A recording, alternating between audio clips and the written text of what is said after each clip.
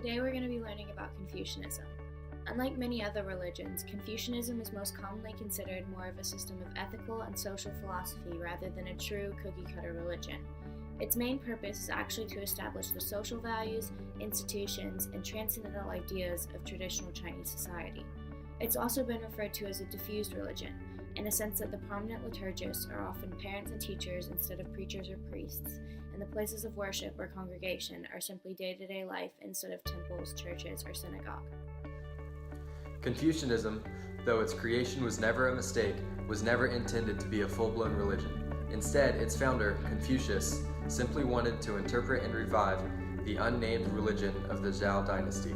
One of the main pillars of Confucianism is the affirmation of accepted values and norms of behavior in primary social institutions and basic human relationships.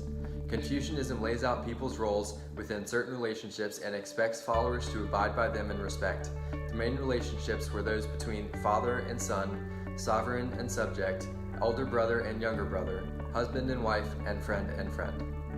The more personal side of Confucianism focused on cultivation of conscience and character. It was based on the belief that love or kindness is not any one virtue, but the source of all virtues.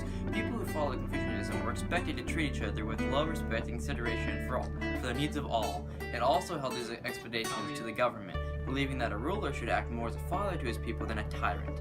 This other side of Confucianism even eventually split off to create Neo-Confucianism, a movement that produced many reformers, philanthropists, dedicated teachers and officials, and social philosophers from the 11th through the 19th centuries. Even though Confucianism isn't as prevalent as it has been in the past, it still has a lasting legacy. Chinese philosophy has experienced a significant turn towards humanism because of the enormous influence of Confucianism. Throughout most of Chinese history, Confucianism was seen as the preserver of traditional Chinese values and the guardian of Chinese civilization as well. Today, Confucianism is still practiced by over 6 million people in China, as well as Korea, Japan, and Vietnam.